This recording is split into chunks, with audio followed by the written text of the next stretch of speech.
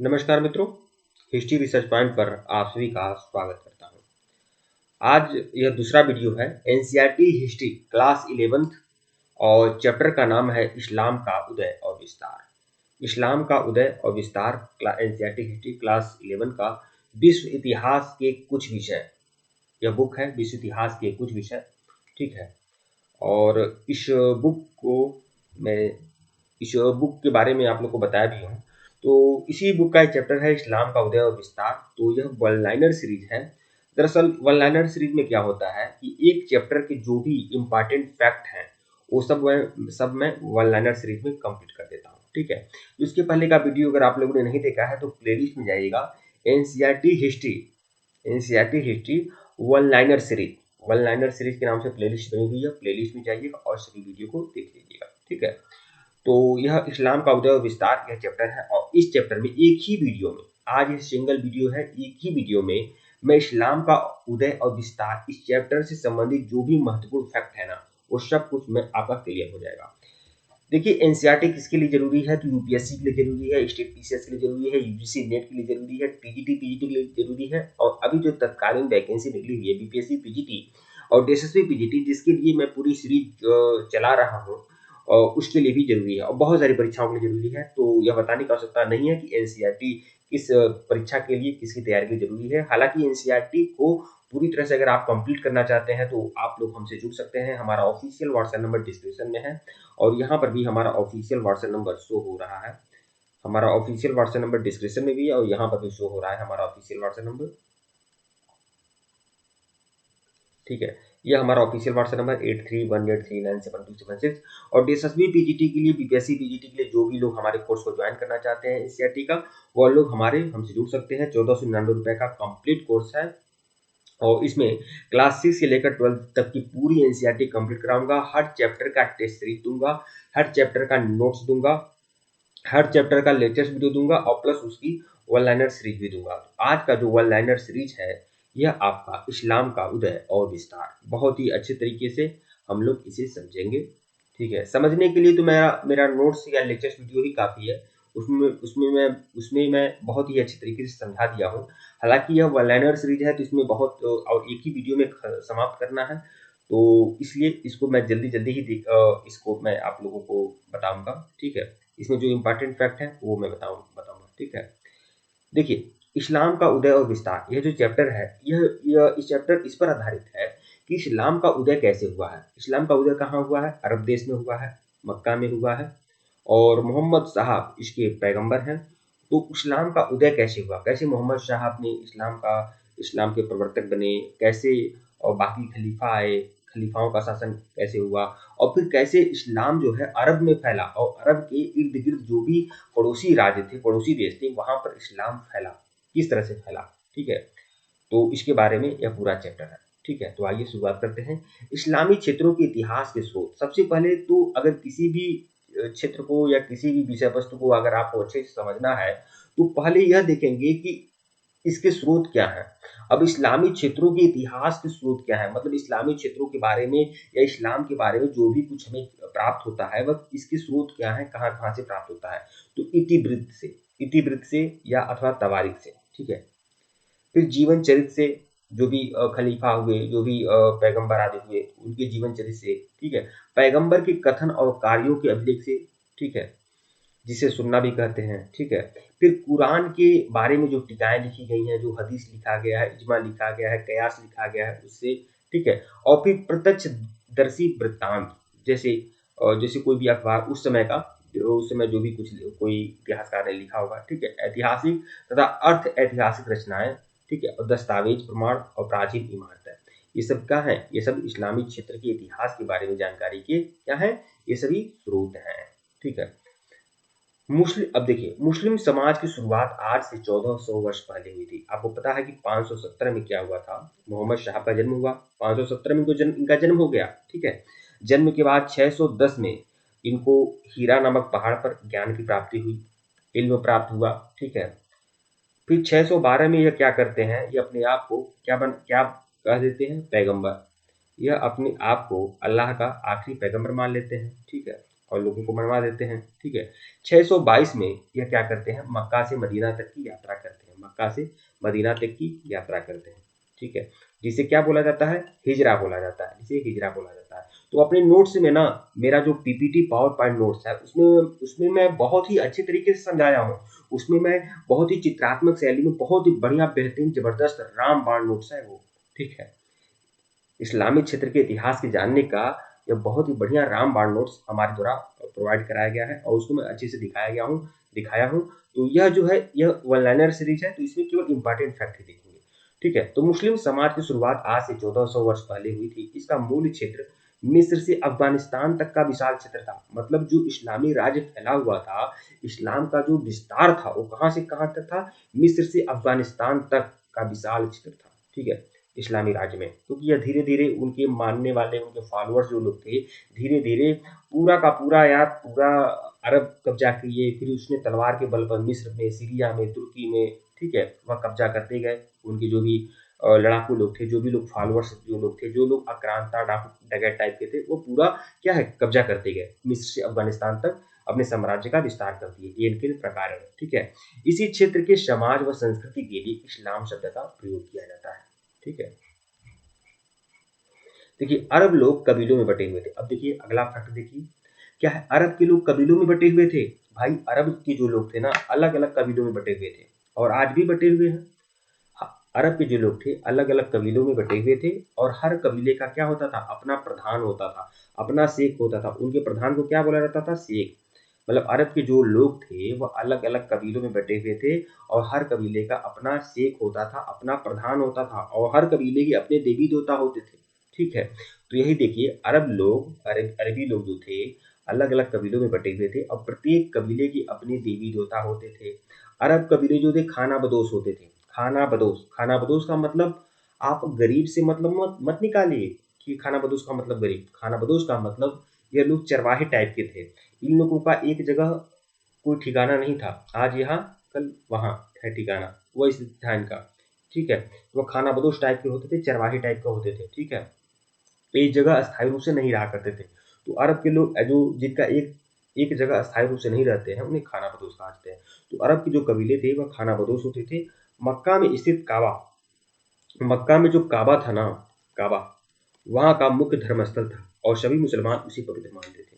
अब देखिए मैं यहाँ शब्द मुसलमान की बात किया हूँ, तो उस समय तो मुसलमान इस्लाम था भी नहीं और सभी लोग मुसलमान नहीं थे। लेकिन वहाँ के निवासियों के लिए मैं ये बात कर रहा हूँ कि वहाँ के जो भी लोग थे ना, जो भी लोग थे, मतलब जो भी लोग थे वो बाद में मुसलमान बन गए, तो उसलिए मैंने यहाँ पर लिखा हुआ है।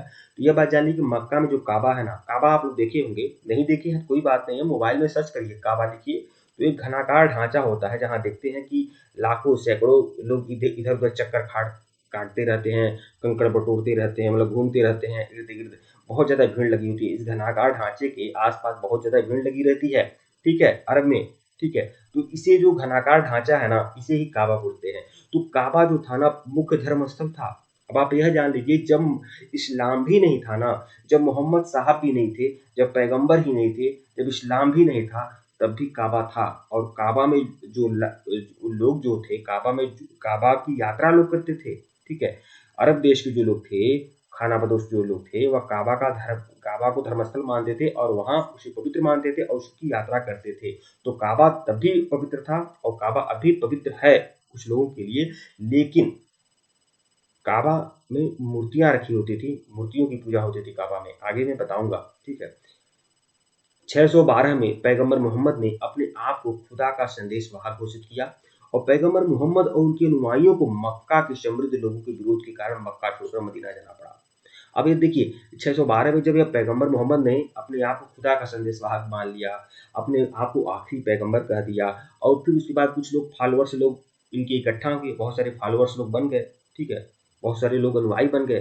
तो पैगंबर और उनके अनुयायियों का मक्का में जोरदार विरोध हुआ, क्योंकि मक्का के जो समृद्ध लोग थे, मक्का के जो सम्भ्रांत लोग थे, मक्का के जो प्रभावशाली लोग थे, वह इस परिवर्तन को स्वीकार नहीं कर रहे थे। ठीक है, जिस प्रकार का परिवर्तन मोहम्मद साहब उनके पैगंबर उनके अनुयायी चाहते थे, इसीलिए और भयंकर विरोध हुआ और उसके बाद इनको मक्का छोड़कर मदीना जाना पड़ा। इसको मोहम्मद साहब और उनके नुमाइयों को। तो ये मक्का से मदीना तक की जो यात्रा है ना, इसे ही हिजरा बोलते हैं। और इसीलिए और ये जो हिजरा हुआ था, मतलब मक्का से मदीना तक की जो यात्रा किए थे ना, 622 ईस्वी में किए थे। मतलब मोहम्मद 622 ईस्वी में मक्का छोड़कर मदीना गए, 622 ईस्वी में, ठीक है। और इसीलिए 622 से मुस्लिम कैलेंडर हिजरी संवत शुरू होता है। हिजरी संवत कब शुरू होता है? 622 से शुरू होता है। और 622 में मक्का से मदीना तक की यात्रा की है, उसी यात्रा को हम हिजरा बोलते हैं, ठीक है। ये देख लिए, ठीक है, ये बात है, ठीक है। और यही हिजरी संवत की शुरुआत 622 ईस्वी में होती है। बहुत से लोग सोचेंगे कि मोहम्मद शाह जब मर गए, इंतकाल हो गया, तब हिजरी संवत की शुरुआत हुई होगी, या फिर उनकी जन्म से शुरुआत हुई होगी। तो जन्म से शुरुआत नहीं हुई थी, उनके मरने पर भी नहीं हुई थी। हिजरी संवत की शुरुआत मक्का से मदीना जब उन्होंने हिजरा किया हुआ था, तब शुरुआत होती है, ठीक है। पैगंबर मोहम्मद ने मदीना में एक राजनीतिक व्यवस्था कायम की। अब देखिए, मक्का छोड़कर जब वो मदीना गए ना, तो वहां पर भी पूरा क्या हुआ, वहां पर भी कुल मिलाकर वहां के भी लोगों को प्रभावित करना शुरू कर दिए। वहां पर भी उन्होंने अपने साम्राज्य को फैलाना कोशिश किया। लेकिन मोहम्मद साहब ये जानते थे कि मदीना में अब बिना राजनीतिक व्यवस्था कायम किए, बिना अपने आप को ताकतवर किए, बिना तलवार के बल पर अपनी राजनीतिक व्यवस्था जब तक कायम नहीं करूंगा, तब तक अपने विचारों का प्रसार नहीं कर पाऊंगा, ठीक है। यह मोहम्मद साहब और उनके नुमाई समझ गए थे। तो पैगंबर मोहम्मद ने मदीना में क्या किया? राजनीतिक व्यवस्था कायम की। राजनीतिक व्यवस्था कायम की, मैं बहुत ज्यादा यहाँ पर डिफाइन नहीं कर रहा हूँ। आप समझ सकते हैं कि मदीना छोड़कर गए होंगे, फिर कुछ उनके अनुयायी धीरे धीरे कब्जा किए होंगे, वहां पर अपना राजनीतिक व्यवस्था कायम किए होंगे, वहां पर छोटा मोटा अपना राज्य बनाए होंगे, मदीना को अपना कैप्चर कर लिए होंगे, ऐसे करके समझ सकते हैं। तो मदीना में राजनीतिक व्यवस्था कायम की। भाई राजनीतिक व्यवस्था कैसे कायम होगी? ऐसा थोड़ी कि मदीना में कोई राजा नहीं रहा होगा, मदीना में बाकी कोई राजनीतिक व्यवस्था नहीं रही होगी, और रही तो होगी, लेकिन धीरे धीरे उन्होंने यहाँ पर कब्जा किया, यहाँ पर अपना राजनीतिक व्यवस्था कायम किया, मतलब अपने मंत्री सेनापति जो भी कुछ हो वह उन्होंने बनाया, ठीक है। अब मदीना इस्लामी राज्य की प्रशासनिक राजधानी बन गई। बताइए, प्रशासन फैला दिया, मक्का छोड़कर मदीना गए, वहां उन्होंने वहां प्रशासन फैला दिया, वहां के लोगों को हटा दिया, जो भी कुछ रहा चल रहा हो, वहां के राजा मंत्री सेनापति जो भी कुछ वहां पर प्रशासन व्यवस्था रही हो, वहां पर उन्होंने उसे ध्वस्त कर दिया और मदीना को अपने नियंत्रण में ले लिया, ठीक है। और मक्का क्या हुआ? देखिए, मदीना इस्लामी राज्य की प्रशासनिक राजधानी थी और मक्का धार्मिक केंद्र बन गया, और थोड़े ही समय में अरब प्रदेश का बड़ा भूभाग इनके अधीन आ गया। देखें खेल, ये सब खेल है, आगे देखिए, ठीक है। सन 632 में पैगंबर मोहम्मद का देहांत हो गया। अब पैगंबर मोहम्मद का देहांत कब होता है? 632 में पैगंबर मोहम्मद का देहांत हो गया। ये सभी चीजें जो भी इंपॉर्टेंट फैक्ट है ना, ध्यान में रखिएगा। 570 में जन्म होता है, 610 में हीरा पहाड़ पर ज्ञान की प्राप्ति करते हैं, 612 में वो अपने आप को पैगंबर घोषित कर देते हैं, 622 में हिजरी हिजरी संवत की शुरुआत होती है, हिजरा करते हैं, मक्का छोड़कर मदीना भागते हैं, ठीक है। और 632 में इनका इंतकाल हो जाता है। अगले पैगंबर की वैधता के अभाव में, अब पैगंबर तो होते नहीं है, तो अगले पैगंबर की वैधता के अभाव में राजनीतिक सत्ता किसको अंतरित कर दी जाती है? उम्मा को। उम्मा क्या होते हैं? दरअसल उम्मा जो होता है वह 8 से 10, जो भी 8-10 लोग रहे होंगे उनके अनुयायी हो, तो उनके सभी अनुयायी मिलकर एक संगठन बनाते हैं। उनके सभी प्रभावशाली अनुयायी मिलकर एक संगठन बनाते हैं, जिसे उम्मा कहा जाता है। तो पैगंबर तो रहे नहीं, तो अब उम्मा जो था एक राजनीतिक संगठन था, उम्मा। और इनको क्या हो जाता है? इनको सभी राजनीतिक सत्ता उम्मा को अंकित कर दिया जाता है, ठीक है। इस प्रकार खिलाफत संस्था का आरंभ हो जाता है। इस प्रकार खिलाफत संस्था का आरंभ हो जाता है, मतलब एक खलीफा बन जाता है। इसी उम्मा का जो प्रधान होता था, खलीफा बन जाता है, ठीक है। समुदाय का नेता पैगंबर का प्रतिनिधि अर्थात खलीफा बन गया, ठीक है। अब देखिए, पहले 4 खलीफा, वैसे तो खलीफा बहुत सारे हुए, अभी भी खलीफा होते हैं भाई।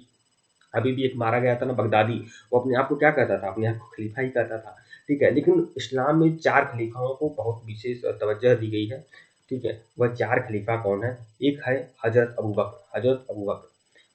बकर, फिर है हजरत उमर, ठीक है। अब ये हजरत अबू बकर कौन है? तो ये हजरत अबू बकर की पुत्री थी, जिनकी मतलब बेटी थी, हजरत अबू बकर की बेटी थी, जिससे मोहम्मद साहब का क्या हुआ था? निकाह हुआ था, ठीक है। मोहम्मद साहब के डेथ के बाद अब यह खलीफा बन गया हजरत अबू बकर, ठीक है।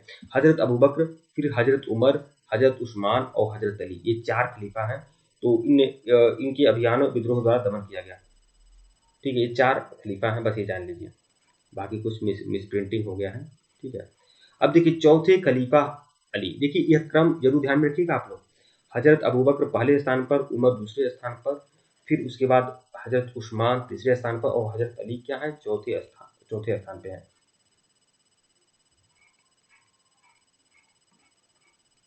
अब चौथे खलीफा अली की हत्या के बाद, देखिए चौथे खलीफा अली की हत्या हो गई एक विशेष साजिश के तहत, ठीक है। तो चौथे खलीफा अली की हत्या के बाद हजरत मुआविया ने अपने आप को अलग खलीफा घोषित किया, ठीक है। अब खलीफा अली की हत्या हो गई, जो 4 ही खलीफा हुए पैगंबर के बाद। इस्लाम में सर्वसम्मत 4 खलीफा थे, हजरत अबू बकर, हजरत उमर, हजरत उस्मान और हजरत अली। लेकिन हजरत अली की हत्या किसने किया था? हजरत मुआविया ने कर दिया, ठीक है। हजरत मुआविया ने अपने आप को अलग अगला खलीफा घोषित कर दिया और उमैद वंश की स्थापना की। तो उमैद वंश की स्थापना किसने किया? यह फैक्ट आपका ध्यान रखिएगा। उमैद वंश की स्थापना हजरत अली की हत्या के बाद हजरत मुआविया ने किया था, हजरत मुआविया ने किया था, ठीक है, ठीक है। तो मुआविया ने वंशगत उत्तराधिकार की परंपरा शुरू की। मतलब अब हजरत मुआविया ने क्या किया? वंशगत उत्तराधिकार, मतलब यह हजरत मुआविया ने ऐसा ऐसा कार्य कर दिया कि अब इसके बाद इसका पुत्र ही क्या बनेगा? खलीफा बनेगा। तो हजरत मुआविया ने वंशगत उत्तराधिकार की परंपरा शुरू कर दी और अरबी भाषा को प्रशासन की भाषा घोषित किया। अरबी भाषा को क्या बना दिया? प्रशासन की भाषा। तो उमैद राजवंश की स्थापना हजरत मुआविया ने किया और इसने उत्तराधिकार परंपरा की शुरुआत कर दी। इसने अरबी भाषा को प्रशासन की भाषा घोषित कर दिया और इसने एक बड़ा कार्य किया था, इसने दमिश्क को राजधानी बना दिया। दमिश्क को क्या बना दिया? दमिश्क को इसने राजधानी बना दिया। तो 4 फैक्ट ध्यान में रखिएगा। हजरत मुआविया ने उमैद राजवंश की स्थापना की, इसने वंशगत उत्तराधिकार की परंपरा शुरू की, इसकी प्रशासन की जो भाषा थी अरबी भाषा थी और इसने दमिश्क को साम्राज्य की राजधानी घोषित कर दिया और साथ ही साथ इस्लामी सिक्के भी जारी किए जिन पर अरबी भाषा में लिखा था। कुल मिलाकर अरबी प्रभाव इसने जारी रखा, ठीक है। अब देखिए हजरत मुआविया ने इतना अरबी अरबी कर दिया, अरबी नाम अरब जो सिक्के थे उसमें अरबी भाषा में लिखा हुआ था, अरबी को प्रशासन की भाषा बना दिया। जबकि आप जानते हैं कि इस्लामी राज्य का विस्तार बहुत बड़े क्षेत्र पर फैला हुआ था, बहुत बड़े क्षेत्र पर इस्लामी राज्य का विस्तार फैला हुआ था और कहीं न कहीं इसका विस्तार इराक था, ईरान तक था, ठीक है, ईरान तक इसका विस्तार था। तो ईरान में इसका विद्रोह होने लगा कि भाई अरबी भाषा को ज़्यादा तवज्जो क्यों दिया जा रहा है, अरबी लोगों को ज़्यादा तवज्जो दिया जा रहा है, बड़े-बड़े पद अरब के लोगों को दिया जा रहा है। तो एक उमैद राजवंश को हटाने के लिए एक आंदोलन चला, दावा नामक आंदोलन। इस आंदोलन का नाम था दावा नामक आंदोलन। तो दावा नामक एक सुनियोजित आंदोलन ने उमैद वंश को 750 में उखाड़ फेंका। 750 ईस्वी में क्या हुआ? उमैद राजवंश को उखाड़ फेंका गया था और अब्बासी वंश की स्थापना हुई। उसके बाद अब्बासी वंश के खलीफा आए, अब्बासी वंश की नींव रखी गई थी, ठीक है। दावा नामक सुनियोजित आंदोलन द्वारा उमैद वंश की स्थापना हुई थी। 750 ईस्वी में उमैद राजवंश को समाप्त कर दिया गया, ठीक है, और अब्बासी वंश की स्थापना हुई। इन्होंने अब देखिए अब्बासी वंश के जब लोग आए तो इन्होंने अपने अपने अपनी राजधानी कहाँ बनाई?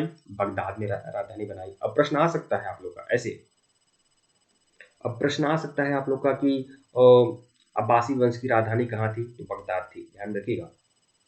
फिर देखिए सेना और नौकरशाहों का पुनर्गठन किया गया। अब सेना और नौकरशाहों का पुनर्गठन करने की आवश्यकता क्यों पड़ी? क्योंकि बहुत सारे लोग जो थे अरब समाज के थे, अरब जाति के लोग थे, इसलिए सेना और नौकरशाहों का पुनर्गठन किया गया और फारसी लोगों को, ईरानी लोगों को ज़्यादा तवज्जो दी गई प्रशासन में। इस्लामी संस्थाओं, विद्वानों को सुरक्षा प्रदान किया गया, ठीक है। अब्बासी राज्य 9वीं शताब्दी में कमजोर हो गया। अब जो अब्बासी राज्य जो था वह 9वीं सदी में कमजोर होता गया। राज्य में गृह युद्ध होने लगे, गुटबंदी होने लगी। तुर्की गुलाम अधिकारियों की शक्ति में वृद्धि हो गई। जो तुर्की गुलाम अधिकारी थे उनकी शक्ति में क्या हो गई? वृद्धि हो गई। 10वीं और 11वीं सदी में तुर्की सल्तनत का उदय हुआ। अरे भाई, जो मोहम्मद गौरी या गजनवी ये लोग क्या थे? ये लोग तुर्की लोग ही थे। तो 10वीं और 11वीं सदी में क्या हुआ? तुर्की सल्तनत का उदय हुआ, जिसकी स्थापना अल्पतगीन द्वारा की गई थी, ठीक है। ईसाई जगत और इस्लामी जगत के बीच शत्रुता बढ़ने लगी। अब ईसाई जगत और इस्लामी जगत के बीच में क्या हुआ? शत्रुता बढ़ने लगा, ठीक है, जिसके कारण आर्थिक संगठनों में परिवर्तन था और 1095 ईस्वी में इस पुण्य भूमि को मुक्त कराने के लिए ईश्वर के नाम पर जो युद्ध लड़े गए उन्हें धर्म युद्ध कहा गया, ठीक है। अब देखिए पुण्य भूमि 1095 में पुण्य भूमि का इलाका वही जेरूसलम वाला था, ठीक है। जेरूसलम को ही और इस्लाम अपने हिसाब से देखता था और यहूदी लोग, ईसाई लोग अपने हिसाब से देखते थे। तो इसके लिए भी युद्ध हुआ था 1095 में, ठीक है। तो उस पवित्र भूमि को मुक्त कराने के लिए ईसाई, यहूदी और इस्लाम के बीच में शत्रुता बढ़ने लगी, युद्ध हुआ। इसे ही धर्म युद्ध कहा जाता है, ठीक है। मध्यकालीन इस्लामी दुनिया की अर्थव्यवस्था काफी सुदृढ़ थी। जो मध्यकालीन इतिहास देखिए 1 मिनट। देखिए, मध्यकालीन इस्लामी दुनिया की अर्थव्यवस्था काफ़ी सुदृढ़ थी। कृषि को प्रोत्साहन मिला, सिंचाई के लिए नहरें बने, ठीक है? बांधों का निर्माण किया गया। कृषि और उद्योग के विकास ने शहरीकरण की प्रक्रिया को तीव्र तीव्र किया। शाख पत्र और हुंडियों का प्रयोग बढ़ गया। व्यापारिक यात्राएं भी ज़्यादा सुरक्षित हो गई। रेशम मार्ग का उपयोग बढ़ा। तो यह कार्य कुल मिलाकर मध्यकालीन इतिहास के बारे में, मध्यकालीन इस्लामी दुनिया के बारे में यह जानकारी देता है। आपको पता है कि भाई कृषि, अब मध्यकालीन इस्लामी दुनिया को आप भारत के नज़रिए से देख लीजिए। भारत में किस तरह से मतलब कि तुगलक वंश में सिंचाई के लिए नहरें बनी थी। फिर शाह तुगलक ने बहुत सारी नहरें बनवाई थी, बांधों का निर्माण करवाया था। कृषि और उद्योग को भी बढ़ावा मिला था। मोहम्मद बिन तुगलक ने कृषि को कब के प्रोत्साहन के लिए, कृषि के विकास के लिए अच्छे कार्य किए, ठीक है। जिन विद्वानों ने इस्लामी इतिहास ग्रंथों का लेखन और शोधन किया, वे सभी प्राच्यविद कहलाते हैं, ठीक है। इस्लामी इतिहास ग्रंथों का लेखन और शोधन करने वाले क्या कहलाते हैं? प्राच्यविद, ठीक है। जिन लोगों ने मोहम्मद शाह के उसूलों, सिद्धांतों को स्वीकार किया, वे मुसलमान कहलाए। उन्हें कयामत के दिन मुक्ति और धरती पर सामाजिक संसाधन में भागीदारी का भरोसा दिया जाता है। तो बिल्कुल आज भी भाई कयामत के दिन की कयामत के दिन पर ज़्यादा भरोसा करते हैं लोग कि कयामत एक दिन आएगा और उसके बाद सबको अपने हिस्से का फल मिलेगा, ठीक है। 8वीं और 9वीं सदी में कानून की 4 शाखाएं बन गई। अब 8वीं और 9वीं सदी में कानून की 4 शाखाएं बन गई। जो देखिए ये क्या थी? मालिकी, हनफी, शफी और हनबली थी, जिनमें से प्रत्येक का नाम एक प्रमुख विधिवेत्ता फकीह के नाम पर रखा गया। अब इसको मुझे समझ में ज़्यादा नहीं आ रहा है और ज़रूरी भी नहीं है बहुत ज़्यादा, ठीक है। मालकी, हनफी, सफीदी, हनबली। देखिए सूफियों का उदय। देखिए सूफी संत और इस्लाम के जो भी जानकार लोग थे, इस्लाम का जिन्होंने गौरव बढ़ाया, सूफियों का उदय कैसे हुआ? दर्शन शास्त्र और विज्ञान में रुचि में वृद्धि हुई, ठीक है। सूफियों का जब उदय हुआ तो दर्शन शास्त्र और विज्ञान में रुचि में वृद्धि हुई, क्योंकि जो सूफी लोग जो थे ना वो दार्शनिक प्रवृत्ति के थे, ठीक है। अरबी कविताओं का पुनः आविष्कार हुआ। अब सूफी जो लोग थे वह कविता गायन करते थे, गीत संगीत पर ज़्यादा भरोसा करते थे, गीत संगीत गाते थे, ठीक है। गीत संगीत के द्वारा अल्लाह से एकीकरण का भरोसा दिलाते थे। फारसी भाषा का विकास हुआ। जितने भी सूफी संत थे वह फारस के थे ज़्यादातर, ठीक है। तो फारसी भाषा का भी विकास हुआ। गजनी फारसी साहित्य का केंद्र बन गया। गजनी जो अफगानिस्तान में था वो फारसी साहित्य का केंद्र बन गया था उस समय, ठीक है। फिरदौसी द्वारा शाहनामा ग्रंथ लिखा गया। ये फिरदौसी जो था वह किसका दरबारी कवि था? मोहम्मद गजनवी का दरबारी कवि था फिरदौसी, ठीक है, जिसने क्या लिखा था? शाहनामा लिखा था, ठीक है। धार्मिक इमारतें और इस्लामी दुनिया की पहचान बनी। जो धार्मिक इमारतें थी वो इस्लामी दुनिया की पहचान बन गई। इन इमारतों में क्या शामिल था? मस्जिदें, इबादतगाह, मकबरे आदि शामिल थे। मस्जिदों का एक वास्तुशिल्पीय रूप था। गुंबद, मीनार, खुला प्रांगण और खंभों के सहारे छत, ठीक है। ये सब क्या था? मस्जिदों में विशेष रूप था। गुंबद होता था, मीनार भी होती थी, खुला प्रांगण भी था, खंभों के सहारे जो ऊंचा ऊंचा छत था, ये सब मस्जिदों की विशेषता थी, ठीक है। कागज के बारे में देखें तो कागज जो था वो चीन से आया हुआ था। कागज के आविष्कार के बाद इस्लामी जगत में लिखित रचनाओं का व्यापक रूप से प्रयोग होने लगा। कागज का आविष्कार हुआ और उसके बाद क्या हुआ कि इस्लामी इतिहास लिखने में कागज की सबसे बड़ी भूमिका थी, ठीक है। तो अब और अच्छे तरीके से व्यापक रूप से इतिहास लिखा जाने लगा, रचनाएं लिखी जाने लगी। समूचे मानव इतिहास से संबंधित 2 प्रमुख ग्रंथ जो थे अनसब अल अशरफ, ठीक है, और बालाधुरी द्वारा, और तारीख़ अल रसूल वल मुल्क द्वारा लिखा गया था।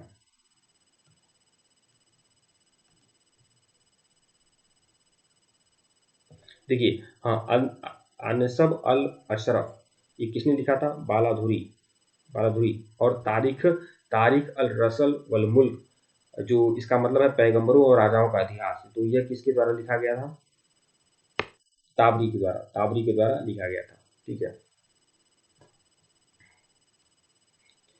खलीफाओं ने अपने जीते हुए सभी प्रांतों पर नया प्रशासनिक ढांचा लागू किया। गैर मुस्लिम लोग, देखिए खलीफा जो लोग थे, जो भी अबू बकर, उमर, उस्मान और अली आदि जो भी लोग खलीफा थे, या उसके बाद जो खलीफा हुए उमैयद वंश के, अब्बासी वंश के, यह जगह जगह बाकी क्षेत्रों पर राज करते थे, बाकी क्षेत्रों को पर कब्जा करते थे, वहाँ मतलब भय दिखाते थे। आप जानते हैं किस तरह से पूरे एशिया में, आधे एशिया में किस तरह से इस्लाम फैला। तो खलीफाओं ने अपने जीते हुए सभी प्रांतों पर नया प्रशासनिक ढांचा लागू किया। गैर मुस्लिम लोग जो थे वह कौन सा टैक्स देते थे? खराज और जजिया जैसे कर अदा करते थे। यहूदी व इस्लामी, देखिए अब देखिए गैर मुस्लिमों से कौन सा कर लिया जाता था? खराज और जजिया लिया जाता था, ठीक है।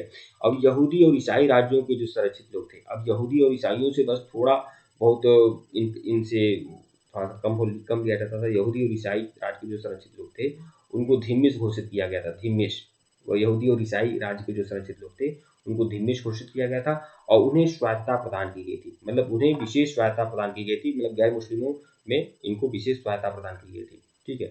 और इन्हें क्या कहा जाता था? धिम्मिश कहा जाता था, यहूदी और ईसाइयों को, ठीक है। अब्द अल मलिक ने अरबी भाषा को प्रशासनिक भाषा के रूप में अपनाया, ठीक है, और इसे इस्लामी सिक्कों पर भी जारी किया। जेरूसलम में डोम ऑफ रॉक बनवाकर अरब इस्लामी पहचान को दर्शनीय केंद्र बना दिया गया था, ठीक है। तो जेरूसलम में आपका डोम ऑफ रॉक है, ठीक है, तो अरब इस्लामी पहचान को दर्शनीय रूप बना दिया गया था। फातिमी शिया संप्रदाय की एक उप संप्रदाय इस्माइली से था। उनका दावा है कि ये पैगंबर मोहम्मद की पुत्री फातिमा के वंशज हैं। इन्होंने 969 में मिस्र को जीत लिया और फातिमी खिलाफत की नींव रखी। इन्होंने काहिरा को अपना राजधानी बनाया, ठीक है। तो काहिरा को राजधानी इन्होंने बनाया था फातिमी ने, ठीक है। और पैगंबर मोहम्मद की पुत्री थी फातिमा, ठीक है। तो 969 में इन्होंने क्या किया? मिस्र को जीत लिया।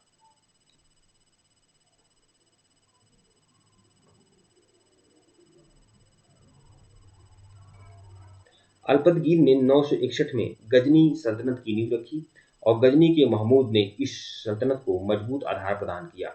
मध्यकालीन इस्लामी समाजों में ईसाइयों को पुस्तक वाले लोग अहल अल किताब की संज्ञा दी जाती थी, क्योंकि उनके पास अपना अलग धर्म ग्रंथ न्यू टेस्टामेंट या इंजिल था।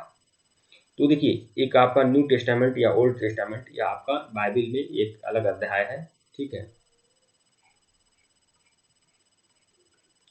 पोप अर्बन द्वितीय और बाइजेंटाइन सम्राट एलेक्सियस प्रथम ने साथ मिलकर सन 1095 में पवित्र राष्ट्र को स्वतंत्र कराने के लिए ईश्वर के नाम पर युद्ध के लिए आह्वान किया था, ठीक है। कालांतर में इन लड़ाइयों को धर्म युद्ध की संज्ञा दी जाती है। तो देखिए जो पोप अर्बन द्वितीय, अब पोप अर्बन द्वितीय या बाइजेंटियन सम्राट, ये सब क्या है? ये लोग ईसाई लोग थे। बाइजेंटियन सम्राट मतलब रोमन सम्राट की बात किया जा रहा है, और ये पोप पोप थे अर्बन द्वितीय, ठीक है। तो यह जो मुसलमान जो लोग थे ना, वो किसको, ये हॉली लैंड किसे कहा जा रहा है? ये जेरूसलम को कहा जा रहा है। जेरूसलम को हॉली लैंड कहा जा रहा है, जिस पर क्या था? मुसलमानों का क्या था? कब्जा था, ठीक है। मुसलमानों का कब्जा था इस पर, ठीक है। तो उसी को मुक्त कराने के लिए 1095 में धर्म युद्ध हुआ था, ठीक है। और स्वतंत्र कराने के लिए ईश्वर के नाम पर युद्ध के लिए आह्वान किया किसने? पोप अर्बन द्वितीय ने और बाइजेंटियन सम्राट ने। कालांतर में इन लड़ाइयों को धर्म युद्ध यानी जिहाद की संज्ञा दी जाती है। तो मुसलमान इन्हें जिहाद कहते हैं और ईसाई धर्म युद्ध कहते हैं, ठीक है। और आज भी मतलब जेरूसलम को लेकर विवाद बना हुआ है, ठीक है। 10वीं शताब्दी के प्रारंभ से राज्यों ने अधिकारियों को उनका वेतन भूमियों के कृषि राजस्व से प्राप्त करने का आदेश दिया था। तो 10वीं सदी के प्रारंभ में राज्यों ने अधिकारियों को उनका वेतन भूमियों की कृषि राजस्व से प्राप्त करने का आदेश दिया। इसके साथ ही जैसे जैसे शहरों की तादाद बढ़ती गई, उसी हिसाब से इस्लामी सभ्यता भी विकसित होती गई। प्रायः शहर के केंद्र में दो भवन समूह, मस्जिद और केंद्रीय मंडी होते थे। यहाँ से सांस्कृतिक और आर्थिक शक्तियों का प्रसार किया जाता था। तो जो भी शहर होता था वहाँ दो भवन समूह होते थे, एक मस्जिद होता था और दूसरा मंडी होता था। मंडी को सुख कहा जाता था। यहाँ से सांस्कृतिक और आर्थिक शक्तियों का प्रसार किया जाता था। तुरान वाणिज्यिक दृष्टि से एक महत्वपूर्ण शहर था। यहाँ के बाजारों में तुर्क गुलाम, यहाँ तक कि दास दासियां भी खलीफाओं और सुल्तानों के दरबार के लिए खरीदे जाते थे। अब तुरान जो था वाणिज्यिक दृष्टि से महत्वपूर्ण शहर था तुरान, ठीक है। अब यहाँ तुरान जो शहर था वहाँ पर बाजारों में तुर्क गुलाम होते थे, गुलाम भी होते थे, दास दासियां भी खलीफाओं सुल्तानों के दरबारों के लिए खरीदे बेचे जाते थे। बताइए कैसे खलीफा थे, मतलब इतने ऐसे लोग थे, ये मतलब क्या कहा जाए। ये दास दासी और गुलामों को खरीदते खरीदते थे ये लोग, ठीक है। अब उसका इस्तेमाल वरना जाने किस चीज में करते थे, तो खलीफाओं और सुल्तानों के दरबार के लिए खरीदे जाते थे इसे, ठीक है। कुछ विद्वानों ने कर्मकांडों और इबादतों के माध्यम से मुसलमानों को संबंधों को नियंत्रित करने के लिए कानून या शरिया का भी प्रयोग किया, ठीक है। तो कुछ विद्वानों ने कर्मकांडों या इबादत के माध्यम से मुसलमानों के संबंधों को नियंत्रित करने के लिए कानून या शरिया का भी प्रयोग किया। इसके अतिरिक्त विद्वत्ताओं ने इस्लामी नियमों के निर्माण में तर्क अनुमान का प्रयोग किया। परिणामतः 8वीं और 9वीं सदी में कानून की 4 शाखाएं, ये कानून की शाखाएं हैं। किस तरह के कानून हैं? 4 प्रकार के कानून हैं इस्लाम में, मालिकी, हनफी, शफी और हनबली बनाई गई। ठीक है, ये किसको नियंत्रित करने के लिए? मुसलमानों को नियंत्रित करने के लिए ये 4 प्रकार की कानून व्यवस्था बनाई गई।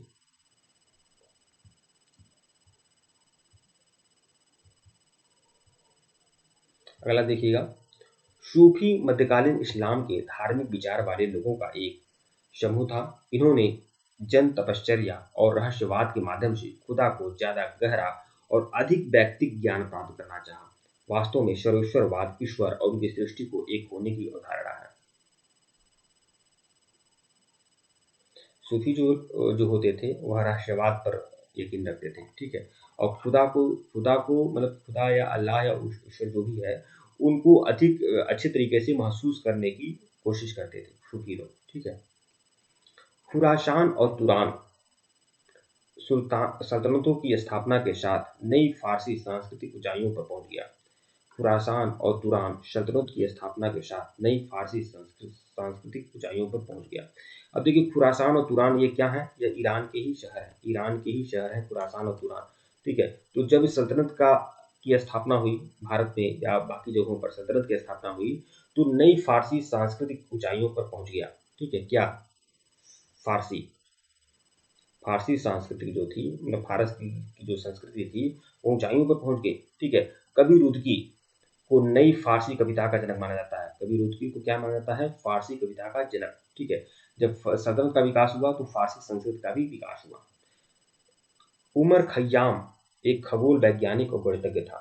ठीक है, ये फारसी विद्वानों की बात कर रहा हूँ। एक कवि रुदकी थे जो फारसी कविता का जनक है, और एक उमर खय्याम एक खगोल वैज्ञानिक और गणितज्ञ था। ठीक है, निसंदेह 11वीं सदी के आरंभ में गजनी फारसी साहित्य जीवन का केंद्र माना गया। निसंदेह 11वीं सदी के आरंभ में जो गजनी क्या था? फारसी साहित्य का केंद्र था।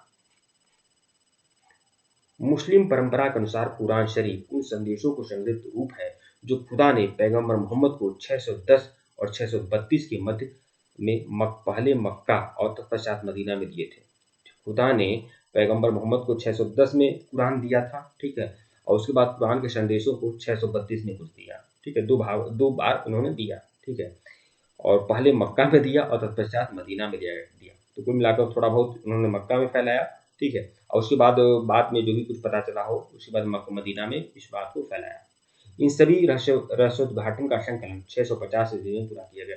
अब 650 ईस्वी में इसका रहस्य आया। ठीक है, मोहम्मद साहब ने ये बातें नहीं कही, वह उनका डेथ तो 632 में हो गया, लेकिन 650 के बाद बाकी खलीफा जो लोग थे उन्होंने यह बातें कही कि नहीं, उन्होंने जैसा भी जोड़ा जाड़ा जो भी कुछ किया कुरान शरीफ में। ठीक है, तो ये बातें उन्होंने बाद में कही कि 610 में कुछ पैगंबर मोहम्मद साहब को खुदा का संदेश मिला और कुछ संदेश 632 में मिला, और इस बात का संकलन कब किया गया? 650 ईस्वी में रहस्योद्घाटन किया गया। ठीक है, अब देखिए, आप जानते हैं कि इस्लाम में चित्रकारी हराम है, चित्रकारी नहीं होती है इस्लाम में, लेकिन 2 प्रकार की चित्रकारी का कोई पाबंदी नहीं है इस्लाम में। देखिए, प्राणियों के चित्रण की मनाही है इस्लाम में। प्राणियों की मतलब पशु की, पक्षी की, जानवर की, मनुष्य की, स्त्री की, पुरुष की, जिसके अंदर भी प्राण है ना, जिसके अंदर भी रूह है, उसकी चित्रकारी की मनाही की गई है। ठीक है, ऐसे बात नहीं है, और बाकी चित्रकारी की मनाही नहीं की गई है। ठीक है, प्राणियों के चित्रण की मनाही से कला के 2 रूप है। और प्राणियों के चित्रण की मनाही है, लेकिन बाकी चित्रात्मक शैली जैसे मान लीजिए खुशनविशी। अब देखिए, एक 2 प्रकार के चित्रात्मकता की छूट है, एक खुशनविशी है और एक है अरबेस्क। खुशनविशी कौन सी चित्रकारी है? इसमें सुंदर लिखने की कला, जो कोई सुंदर लिखता है, सुंदर लिखावट है, सुंदर लिख रहा है बढ़िया से। ठीक है, तो सुंदर लिखने की जो भी जिस हिसाब से भी आप लिखें, सुंदर लिखें, रंग बिरंगा लिखें, तो सुंदर लिखने की कला को खुशनविशी कहा गया है। तो इस प्रकार की चित्रकारी की छूट है। फिर एक है अरबियस्क। अरबियस्क में क्या है? ज्यामिति या वनस्पति डिजाइन। अगर ज्यामिति को डिजाइन कर रहे हैं, ऐसे ऐसे कर रहे हैं, गोला को डिजाइन कर रहे हैं। ठीक है, तो ज्यामिति और वनस्पति डिजाइन मतलब पेड़ पौधों को बना रहे हैं। ठीक है, तो वह भी इस चीज को भी छूट है। तो एक अरबियस्क है और एक खुशनविशी है। 2 प्रकार की चित्रकारी की छूट है इस्लाम में। ठीक है, अदब का मतलब क्या है? अदब का अर्थ है साहित्य एवं सांस्कृतिक परिष्कार। इब्न सीना, ये ज्यादा इंपॉर्टेंट नहीं है। ठीक है, इब्न सीना कौन थे? इब्न सीना एक विद्वान व्यक्ति थे, व्यवसायिक दृष्टि से एक चिकित्सक और दार्शनिक थे इब्न सीना। ठीक है, ठीक है मित्रों, वीडियो को लाइक और चैनल को सब्सक्राइब करिएगा। टेलीग्राम बिल्कुल ज्वाइन करिएगा, लिंक डिस्क्रिप्शन में दिया गया है। अगर इससे पहले का वीडियो नहीं देखे हैं तो प्लेलिस्ट में जाइएगा। ठीक है, प्लेलिस्ट में जाइएगा और टाइप करिएगा और प्लेलिस्ट में जाइएगा NCERT history one liner series नाम से प्लेलिस्ट बनी हुई है, जाइएगा देखिएगा। यह हमारा ऑफिशियल व्हाट्सएप नंबर है 8318397276 हमारा ऑफिशियल व्हाट्सएप नंबर है। 1499 का कंप्लीट कोर्स है, पूरा का पूरा हिस्ट्री आपका कंप्लीट कराया जाएगा। कक्षा 6 से लेकर 12 तक की पूरी हिस्ट्री का हर चैप्टर का वन लाइनर सीरीज का पीडीएफ में मिलेगा। वन लाइनर सीरीज की क्लासें भी मिलेंगी, टेस्ट सीरीज मिलेगा, लेक्चर्स वीडियो मिलेगा, लेक्चर्स वीडियो के भी नोट्स आप लोग को प्रोवाइड कराए जाएंगे। जो भी लोग इस सीरीज को ज्वाइन करना चाहते हैं ज्वाइन कर सकते हैं, हमारे टेलीग्राम चैनल को ज्वाइन कर सकते हैं, लिंक डिस्क्रिप्शन में टेलीग्राम का, और हमारे व्हाट्सएप पर मैसेज कर सकते हैं। धन्यवाद आप लोग को।